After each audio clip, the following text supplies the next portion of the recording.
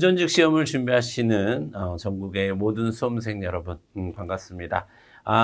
이제 봉투 모의고사가 드디어 나왔고, 우리 봉투 모의고사를 통해서, 자, 제가 매번 여러분에게 드리는 말씀이지만, 시험을 앞두고 얼마 되지 않은 시점에서 제일 중요한 거는 300제 같은 단원별로 되어 있는 기출 문제집을 계속 돌리는 거예요. 그게 일단 기본적으로 된 상태에서, 이제 모의고사 같은 것들은 내가 혹시 빈틈이 있나? 혹은 그렇게 중요성은 떨어지지만 여기까지는 좀 봐야 되는가? 이런 것들을 챙기는 듯한 느낌으로 공부를 하셔야지 이것만 봐서 실력이 는다? 그렇게는 볼 수 없습니다. 아시겠죠? 사람이 정상적으로 식사를 하고 정상적인 생활을 했을 때 뭔가 몸에 좋은 음식을 먹었을 때 그게 도움이 되는 거지. 그런 거 없이 몸에 좋은 영양제만 먹는다고 해서 사람이 생활이 가능한 건 아니거든요. 똑같은 원리입니다. 수험생은 자, 여러분들은 300제를 계속 반복하고 300제에서 모르는 거 있으면 기본서 찾아보고 이런 과정을 기본적으로 하면서 모의고사, 봉투 모의고사를 통해서 최종적인 실력을 점검하고 메꾸고 뭐 이렇게 이런 느낌으로 공부를 하셔야 되는 거예요. 챙기는 느낌으로 공부를 하셔야 되는 거예요. 그러니까 내가 가지고 있는 게 없으면 챙길 수 있는 게 없어요. 가지고 있는 거는 뭘로 마련해야 된다? 300제로 마련을 해야 된다라는 말씀입니다. 아시겠죠? 자, 갑니다. 자, 1번부터 보도록 하겠습니다. 자, 다음 두 사례에서 공통적으로 나타난 시장 실패의 원인을 찾아라 라고 되어 있습니다. 자, 일단 가로등이 나왔습니다. 가로등 서비스는 뭡니까 여러분? 공공재죠. 그래서 민간 기업에서는 수익이 나지 않기 때문에 그쵸? 자, 경제적 요인이 없습니다. 자, 그 다음에 두 번째, 대가를 지불하지 않는 사람도 수산자원을 채취할 수 있어서 남에게 문제가 발생한대요. 이런 걸 뭐라고 합니까? 우리가 공유자원이라고 얘기하고. 자, 이 공공재와 공유자원 모두 공통된 성격은 뭡니까? 그렇죠. 요금을 징수할 수 없습니다. 그거를 우리는 비배제성이라고 얘기를 합니다. 비배제성.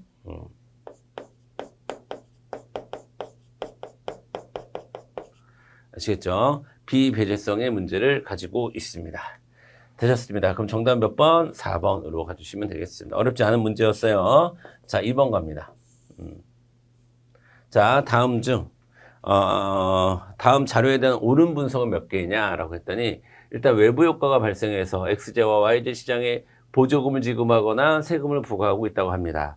두 시장의 균형은 모두 사회적 최저 수준에 도달했답니다. 그러면 개입 전이 시장 상태고 개입 후가 사회적 최저 상태가 되겠죠. 자, 단 XJ와 YJ의 수요와 공급 곡선은 직선이며 자, 이거 중요한 말 나옵니다. 두 재화 모두 수요와 공급 법칙을 따른대요. 그러니까 두 재화 모두 수직선일 경우는 없다라는 뜻입니다. 그쵸? 자, 수직이나 수평일 가능성은 없다라는 겁니다. 자, 그러면 이제 하나하나 보도록 하겠습니다.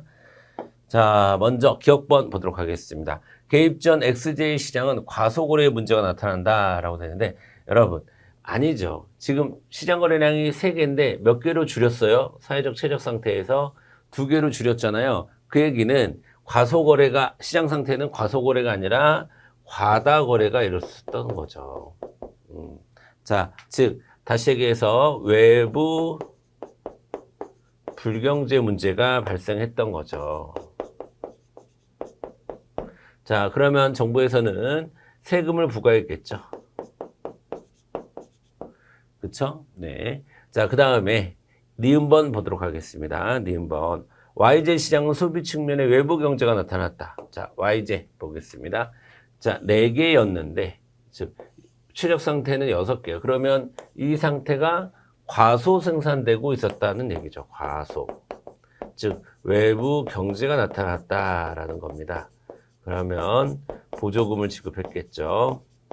자, 어쨌든 니은에서 개입 전 YJ 시장은 소비 측면의 외부 경제가 나타났다라고 되어 있습니다. 자, 그러면 맞는 말이에요. 니은번은 맞는 말. 디귿번 보겠습니다. 디귿번. 자, 정부는 XJ 시장에서 생산자에게 200원의 세금을 부과했대요. 그래서 200원에서 600원에서 800원이 됐잖아요, 여러분. 가격이. 자, 여러분 잘 생각해 보세요. 600원에서 800원이 됐다는 것은 세금이 모두 다 반영이 됐다는 거 아니겠습니까? 세금이 모두 반영되기 위해서는 수요 곡선과 공급 곡선이 수직이거나 수평인 상태가 돼야 됩니다. 그렇지 않고는 모두 세금의 모두 한쪽에서 일방적으로 부담하는 일은 없습니다. 지금 이건 소비자에게 모든 걸 전가시키는 거죠. 소비자에게 모든 걸 전가시킨다는 건 이런 뜻이에요. 자, 공급 곡선이 있고 수요 곡선이 이렇게 수요 곡선이 수직이어야 돼요. 그래야 여러분 공급을 줄였을 때 요 거리만큼의 조세 부과가 다 가격에 반영이 되는 거거든요. 왜? 수요가 완전 비탄력적일 때, 자, 가격에 반영될 수 있는 거예요. 즉, 수직일 때, 수요 곡선이. 근데 분명히 두 제와 모두 수요와 공급 법칙을 따른다는 거잖아. 그러니까 이게 수직이라는 거는 수요와 공급 법칙을 안 따른다는 거거든요. 그러니까 따른다고 하면 이 세금 200원이 다 이렇게 600원, 800원으로 다 가격에 반영될 수는 없다라는 거예요. 그러니까 200원보다 더 많았겠죠. 200원보다 더 많았으니까 200원 정도가 이제 시장 가격에 반영이 됐겠죠. 네, 그래서 여러분 디귿번도 틀렸습니다. 자, 아시겠죠? 여러분 그래프 그리실 필요 없고요. 저는 여러분에게 그냥 설명하려고 그랬던 거고 여러분들은 직관적으로 아셔야 돼요. 이 정도는 이제. 자, 수요와 공급 법칙에 따른다고 하는 것은 수직과 수평이 아니라는 뜻이고 수직과 수평이 아니라면 세금이 전체 다 시장 가격에 반영되는 일은 없다. 이렇게 정리하시면 되겠습니다. 정답은 2번으로 가주시면 되겠습니다. 자, 그 다음에 3번 보도록 하겠습니다. 자, 이거 쉽죠? 여러분, 쉬운 문제입니다. 그렇죠? 자, 여기는 수요가 증가했죠. 오른쪽으로 이동했으니까. 여기는 공급이 감소했습니다. 그러면 수요가 증가하고 공급이 감소된 것을 찾으면 되는 거잖아요. 그렇죠? 자, 보겠습니다. 소득이 증가했어요. 그러면 정상제나 열등제나 뭔가 주어지는 게 있겠죠? 소득이 증가했습니다. 정상제입니다. 그러면 수요에 영향을 미치겠죠? 수요도 증가합니다. 자, 선호도가 하락했으면 우리 공급 찾아야 되는데 수요 요인이 나왔어요. 그럼 벌써 땡이죠. 자, 1번 땡. 우리 요 짝을 찾아야 돼. D가 들고 공급이 주는 거. 그 다음에 2번 보겠습니다. 선호도가 상승하면 수요가 증가하죠. 생산비가 상승하면 공급이 줄어들겠죠. 네, 요 짝이네요. 정답은 2번 되겠습니다. 자, 소비자의 수가 감소한다는 것은 수요가 감소한다는 거고 원자재 가격이 하락한다는 것은 공급이 증가한다는 겁니다. 그 다음에 생산권 기술이 발전한다는 것은 공급이 증가한다는 거고 미래 가격이 상승이 예상된다라고 하는 것은 공급 측면에서 보면 공급이 감소되는 거고요. 수요는 증가할 겁니다. 아시겠죠? 자, 그러니까 어쨌든 요 짝은 찾을 수가 없어요. 자, 이거는 지금 미래 가격 예상인데 사실은 이거는 안 써도 되죠. 사실 왜? 지금 눈에 보이는 건 공급이 움직인 거니까. 그치? 공급이 줄어든 거니까. 그래서 이쪽 건 맞았는데 이쪽 게 틀렸죠. 어쨌든 정답은 2번으로 가주시면 되겠습니다. 자, 그 다음에 4번 가도록 하겠습니다. 자, 표는 각국의 명목 GDP와 경제 성장률을 나타냅니다. 오른 분석은. 자, 그러면 명목 GDP와 경제 성장률이 주어졌으니까 그리고 기준 연도가 주어졌습니다. 그럼 우리는 본능적으로 뭐를 구해야 됩니까? 그렇죠. 실질 GDP를 구하셔야죠. 요 가운데다 쓰시는 게 좋을 것 같아요. 실질 GDP. 자, 그러면 여러분 기준 연도에서는 명목 GDP와 실질 GDP가 같은 거 다 아시죠? 자, 그러면 명목 GDP, 실질 GDP 같으니까 또 실질 GDP 100일 겁니다. 그렇죠? 그러면 100에서 10% 성장했으니까 110. 110에서 0% 성장했으니까 여전히 110. 그 다음에 110에서 10% 성장했으니까 121 이렇게 되게 돼요. 그렇죠? 자, 밑에 보겠습니다. 기업번 보겠습니다. 2021년도 이후에 실질 GDP는 매년 증가했다. 매년 증가하지는 않았죠. 2022년에 한번 증가했고 2023년은 그대로고 2024년에 증가했고 두 번만 증가했죠. 그렇죠? 두 번. 자, 그래서 매년은 아닙니다. 그 다음에 니은번 보겠습니다. 명목 GDP와 실질 GDP의 차이는 2023년이 가장 크다. 0, 그 다음 0, 10, 20, 얼마입니까? 14. 자, 그럼 2023년이 가장 크네요. 그쵸? 니은번 맞는 말. 그 다음에 디귿번. 2021년과 2023년의 명목 GDP와 실질 GDP가 동일하다라고 했는데, 그럼 보세요. 2021년에 명목 GDP 뭡니까 이거는 2021년과 2024년 명목 GDP 2021년에 동일하죠. 100으로 그치? 기준연도니까. 하지만 2023년에는 130이고 110인데 어떻게 동일할 수가 있습니까? 그쵸? X. 그 다음에 리을번 2022년의 명목 GDP 120이네요. 보다 2024년의 실질 GDP 121이네요. GDP가 더 크다. 맞네요. 정답은 니은과 리을로 해주시면 되겠습니다. 4번. 어떻게 푸시는지 아시겠죠? 자, 이 문제의 핵심은 뭐다? 실질 GDP를 빨리 구하는 것이다. 주어진 자료를 가지고 실질 GDP를 빨리 구하는 것이다. 자, 되셨습니다. 그 다음에 5번 가겠습니다. 자, 다음 자료에 대한 분석 및 추론으로 옳은 것은 자, 시장이 개방되기 전에 수요 공급 곡선에 있는 점들이 일부러 나타낸다. 최근 각국 정부는 XZ 시장을 개방해서 자유무역을 허용하였고, 오케이. 예, 자유무역을 허용했구나. 자, 그 다음에, 한 개당 3만 원에 무제한 공급했습니다. 완전 전면 개방을 한 상태네요. 자, 그리고 개방 이후 국내수요, 네, 오케이.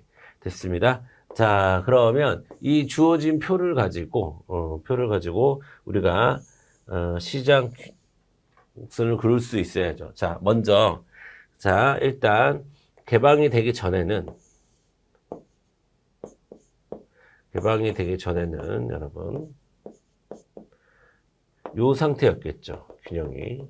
균형 가격은 수요와 공급량이 일치한, 수요량과 공급량이 일치하는 여기겠죠.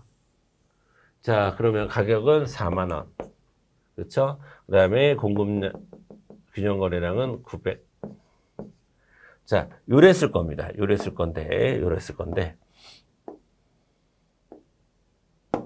자, 이랬을 건데 지금 3만 원에 무한 공급한다 그러죠. 3만 원. 자, 이렇게 전면 개방한다라는 겁니다. 그러면 3만 원일 때 수요량은 1000. 그 다음에 공급량은 800. 수입은 200개 했겠네요. 이만큼. 이만큼의 수입량. 오케이. 자, 1번 보겠습니다. 자, 개방 이전 XJ 시장 균형 가격은 5만 원이 아니라 4만 원이었죠.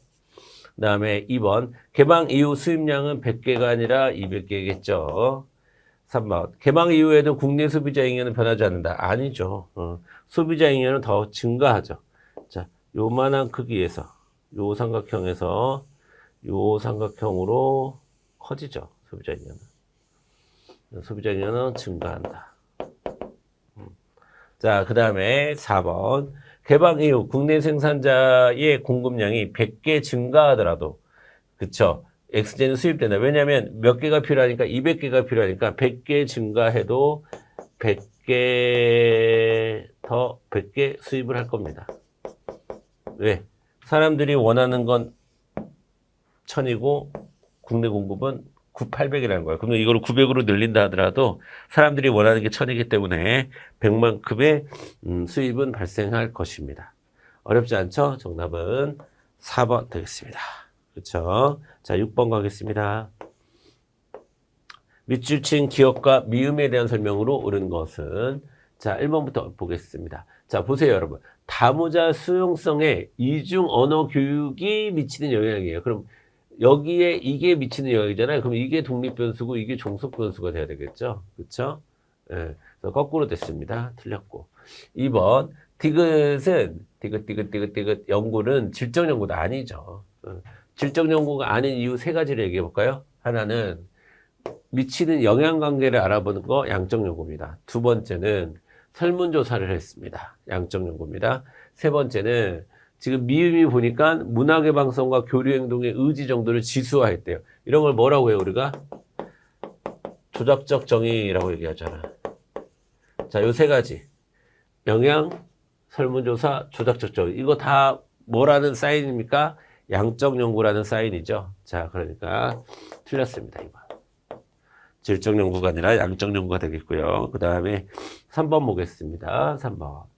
자, A지역 남자고등학교에서 쭈르르 했는데 여의대 연구 결과 모집단은 뭡니까? 모집단을 알려면 어디로 가야 돼요? 연구 주제로 올라가셔야 돼요. 연구의 대상이 누굽니까? 청소년이죠. 그러면 자, 요게 각각 500명씩이 과연 청소년 전체를 대표할 수 있습니까? 아니죠. 일반화할 수 없습니다. 4번 미음을 통해서 그렇죠. 조작적 정의가 이루어졌습니다. 정답은 4번으로 가주시면 되겠습니다. 되셨죠, 여러분? 자, 7번 가겠습니다. 자, 여러분 제가 항상 말씀드리지만 무슨 급여 이렇게 나오잖아요. 이런 거 다 뭡니까? 공공부조예요. 공공부조. 의료급여도 공공부조, 복지급여. 다 급여자가 들어가면 공공부조다. 이렇게 여러분 이해하시면 되겠고. 자, 이것도 보니까 사회적 위험에 처한 사람의 생계유지 어려울 경우에 최저 생계비 얼마 정도를 준다라고 하는 거는 이런 게 공공부조예요. 그렇죠? 공공부조입니다. 현금 지급, 뭐 의료 비용 지급 이렇게 하고 있습니다. 자, 그렇기 때문에 공공부조는 예방적 복지가 아니에요. 예방적 복지가 아니라 뭡니까, 여러분?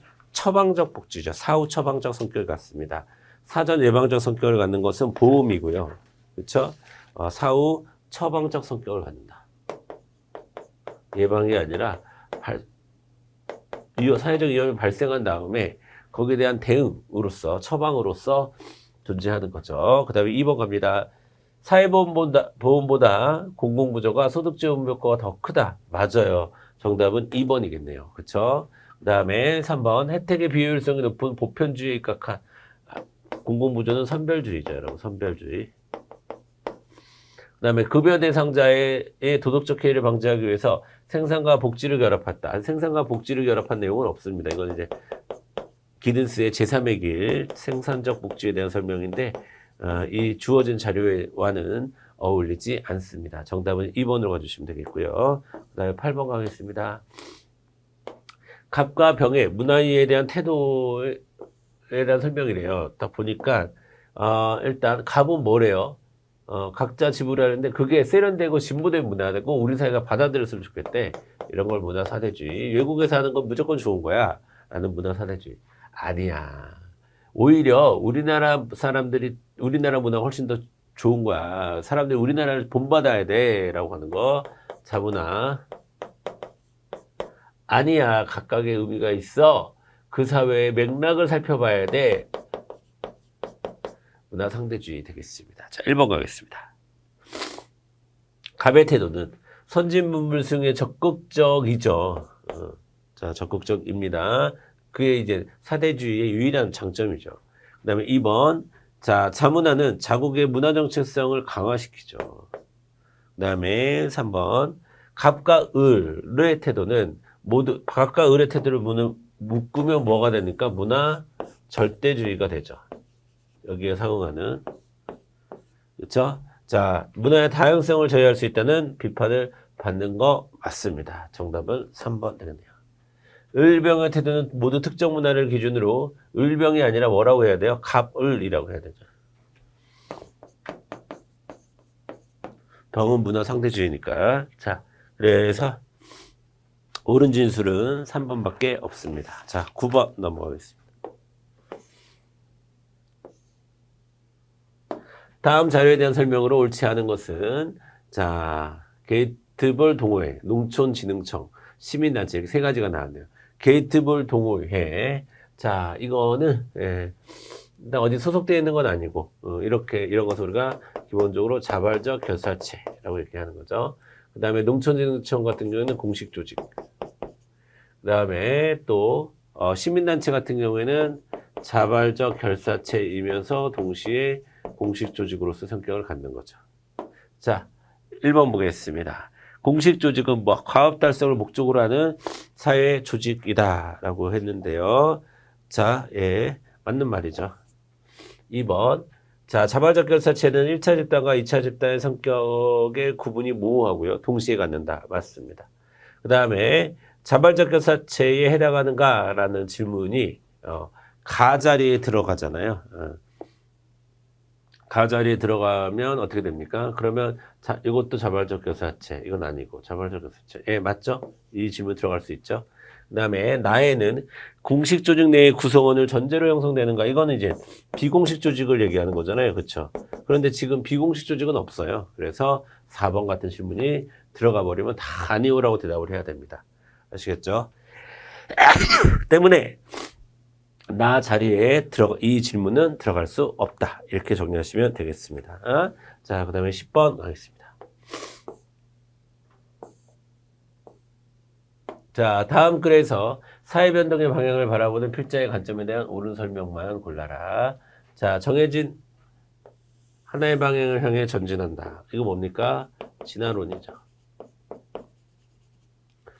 자, 기억번 보도록 하겠습니다.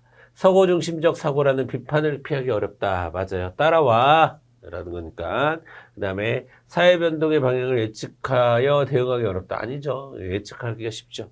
방향이 일방향적이니까. 그렇죠. 이렇게 사회가 발전하는 거니까. 그 다음에 디귿바. 자, 지속적으로 발전하는 사회를 설명하기에 용이하다. 맞습니다. 인류 문명의 흥망성쇠의 역사를 설명하기 용이하다. 이거는 이제 순환론에 대한 이야기죠. 자, 니은과 디귿은 순환론에 대한 이야기예요. 정답은 기억과 디귿 2번으로 가주시면 되겠습니다. 됐습니다. 그 다음에 11번 보도록 하겠습니다.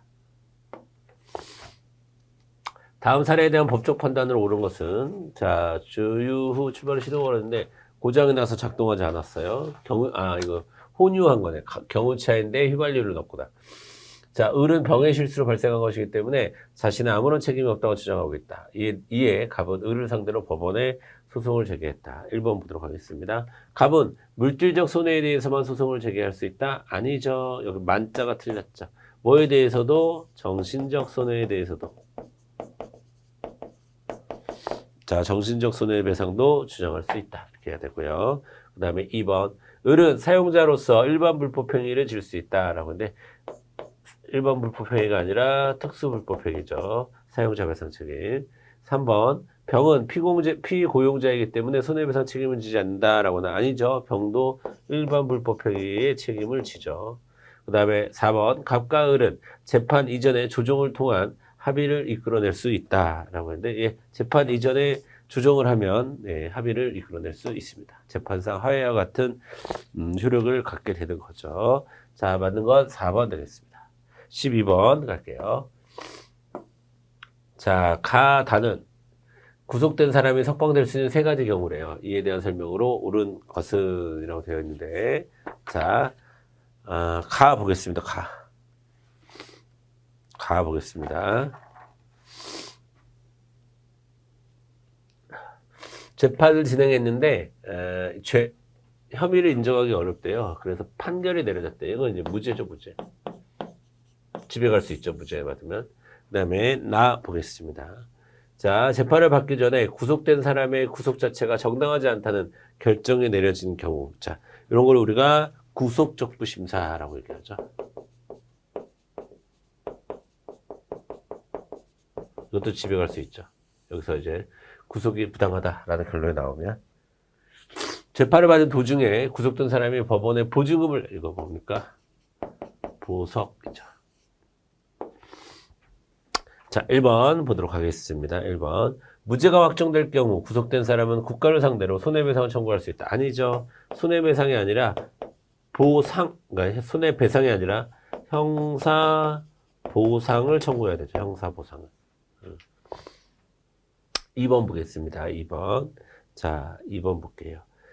나의 구속된 사람을, 자, 여기 나의 피의자, 그 다음에 다의 구속된 사람을 피고인이라고 부른다라고 하는데, 맞아요. 정답은 2번이겠네요. 자, 이거는 기소를 기준으로 판단을 하는 겁니다.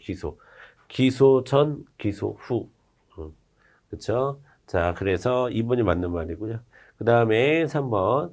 자, 여러분, 무죄, 그 다음에 구속적부심사, 보석 모두 이거 아닙니다. 모두 판사입니다. 모두 판사의 권한이에요. 4번 보겠습니다. 4번.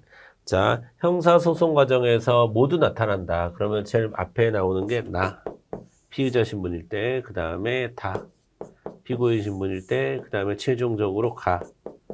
요 순서겠죠. 나다, 가 순서가 되겠습니다.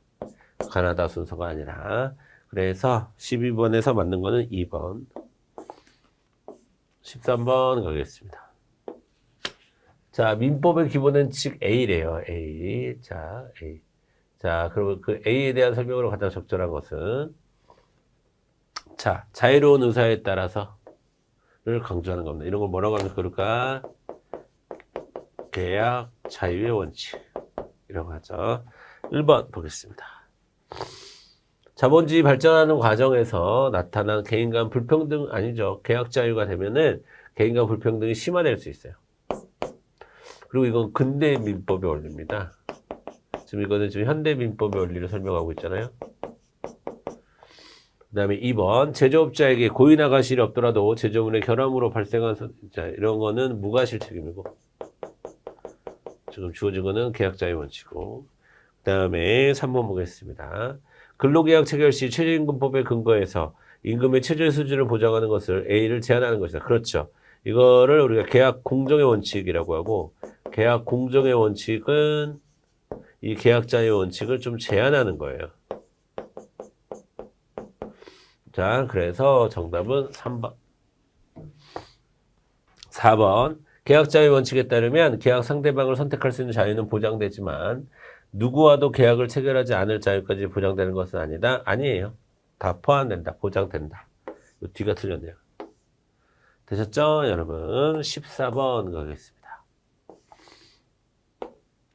자, 다음 중 유법성이 조각될 가능성이 가장 큰 것은 이라고 되어 있습니다. 자, 볼게요. 1번 보겠습니다. 불치병 환자의 부탁으로 이거는 피해자의 승낙인데 여러분 살인은 피해자의 승낙 허락 안 됩니다. 자, 이거 위법합니다. 범죄죠. 그 다음에 2번 보겠습니다. 70세 노인이 지팡이로 때리려 하자 노인의 팔을 붙잡고 노인의 얼굴을 주먹으로 강하게 때렸다 라고 하는데 이거 정당방위로 볼 여지도 있으나 70세 노인과 노인에게 얼굴을 주먹으로 치는 거 이런 것을 우리가 과잉방위라고 해요. 과잉방위. 지나치게. 예. 이런 경우에는 위법성이 조각되지 않습니다. 정당방위가 아니라 이런 거는 오히려 과잉방위입니다. 그 다음에 3번 보겠습니다. 소방공무원이 인명피해자가 우려되는 화재 현장에 진입하기 위해서 주차되어 있던 차량을 훼손했다. 이거는 이런 것을 우리가 정당행위라고 얘기하는 거죠. 그렇죠? 정당행위는 위법성 조각사유에 해당하기 때문에 정답은 3번. 4번 자신의 가게에서 귀금속을 훔쳐 달아나 사람을 제압한 뒤 귀금속을 되찾고 이런 걸 이제 여기까지는 자구행인데 문제는 되찾으면 끝나는 거지 이거 폭행하면 안 되죠. 되찾고 폭행하고 그러면 안 되죠. 이거는 자 이것도 과잉행위입니다.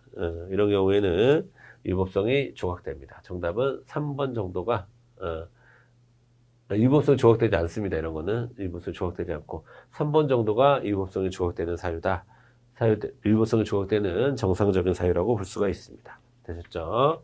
자, 그 다음에 15번 보겠습니다.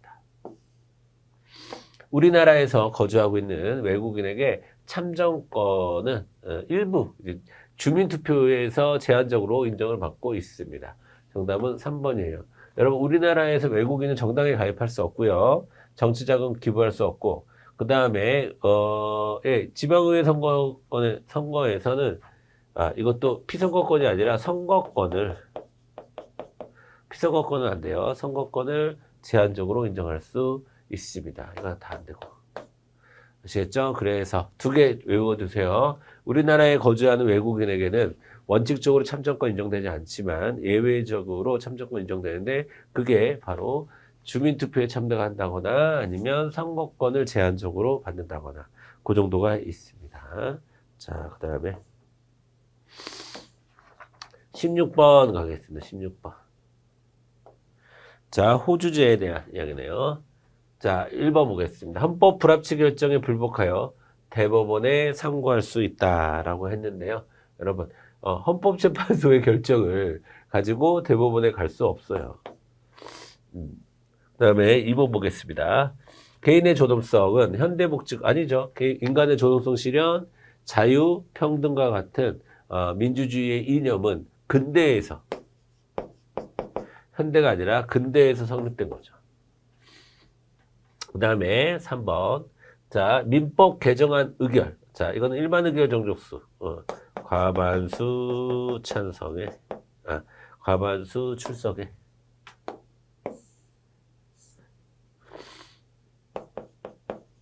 과반수 찬성으로 결정하는 일반 의결 정족수에 해당하는 안건 맞습니다. 일반적인 법률안이니까요.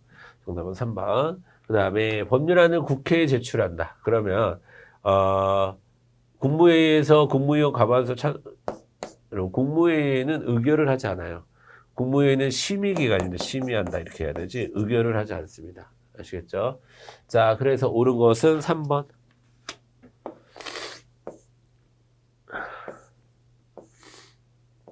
17번 보겠습니다. 17번. 자, 1번.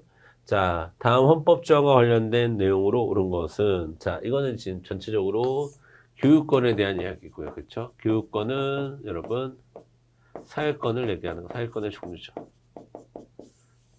자, 1번 보겠습니다. 국민은 교육받을 능력이 있어야만 교육받을 권리를 갖는다라고 했는데 그 능력이랑 상관이 없죠. 지금 여기서 얘기하는 것은. 그렇죠? 능력과 무관하다. 이렇게 이 부분이 틀렸어요.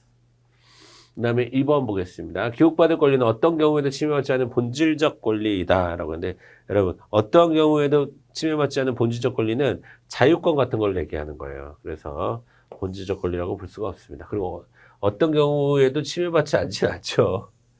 예, 열거되어 있을 때만 보장을 받는 거죠. 그렇죠? 3번. 국가는 국민 개개인이 요구하는 교육과정을 제공할 법적 의무를 짓는다라고 했는데 이것도 틀렸죠. 열거된 것만 보장하면 됩니다. 교육의 의무는 현대적 의무이고요. 자, 현대적 의무라는 것은 의무와 권리가 공존한다. 교육권과 교육의 의무가 공존한다. 권리가 그로서 권리의 성격과 의무의 성격을 동시에 갖는다. 이런 거 우리가 현대적 의무라고 얘기하죠. 정답은 4번. 되셨죠? 그 다음에 18번 보도록 하겠습니다. 자, 자, 이거 뭡니까, 지금? 더 많은 자유 속에서 쭈루루 됐습니다. 이런 걸 뭐라고 그래요? 우리가 이상주의라고 하죠, 이상주의. 그렇죠? 1번. 총회의 각 구성원은 한 개의 투표권에, 이거는 이상주의에 맞습니다. 총회는 이상주의. 그 다음에 안전보장이사회의 결정은 상임이사국 5개국가 모두의 동의를 포함한 9개 이사국에 총 15개국 중에서 9개인데 요 9개의 5개 상임이사국 미, 영, 푸, 러, 중이라는 5개 상임이사국이 모두 포함되어야 됩니다. 이거는 자 안보리 결정에 강대국의 힘의 논리를 인정해 주는 거거든요. 이거는 그래서 이상주의가 아니라 지금 현실주의적 관점이죠. 안보리 운영은. 자, 강대국에게 거부권을 인정하는. 그래서 2번이, 요 설립 취지와는 어울리지 않는다라고 봐야 될 것 같아요. 자, 이런 것도 다 이상주의. 네, 이것도 이상주의. 되셨죠? 자, 그래서 어울리지 않는 현실주의 2번만 보시면 되겠습니다.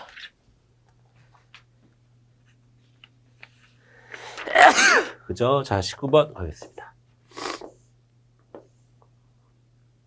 19번 볼게요. 자, 이거는요, 주어진 표를 얼마나 잘 해석할 수 있느냐, 눈에 보이는 대로 잘 판단할 수 있느냐라는 정도 수준의 문제다라고 볼 수가 있습니다. 그쵸? 자, 1번 보겠습니다. 보수와 혁신 간의 갈등이 가장 심각해 보고 있다. 가장 심각할 것이라고 보고 있는 건, 이거 보수 혁신은 35밖에 안 되잖아. 근데 바로 위에 있는 세대 갈등은 벌써 40이잖아. 그러니까 가장이란 말이 틀렸죠. 2번. 세대 간 갈등이 지역 갈등보다 더 심각해질 것으로 보고 있어요. 세대 간 갈등이 40. 그쵸? 세대 간 갈등이 40. 그 다음에 지역 갈등이 30. 맞네요. 세대 간 갈등이 가장 심각하다고 보고 있습니다. 그 다음에 3번. 상하위층 간의 경제적 불평등이 더 심각해질 것, 요거 빼는 위에 거죠. 심각해질 것으로 보고 있는 건 20%. 그 다음에 완화될 것이라고 보는 건 45%잖아요. 그러니까, 더 심화될 것이라고 보고 있지 않죠. 그 다음에 지역 갈등보다는 계층 간 갈등이 더 심각해질 거 보고 있다. 자, 지역 갈등은 30, 계층 간 갈등은 20이니까, 거꾸로 돼야 되죠. 계층 간 갈등이 20이고요. 그 다음에 지역 갈등이 30이니까 더 심각해질 것으로 보고 있지 않죠? 틀렸습니다. 지역 갈등이 더 심각해질 것이라고 보고 있습니다. 그렇죠? 자, 여기서 뭘 봐야 되는지만 여러분 잘 체크해 주시면 돼요. 그렇죠? 그 다음에 20번 가도록 하겠습니다.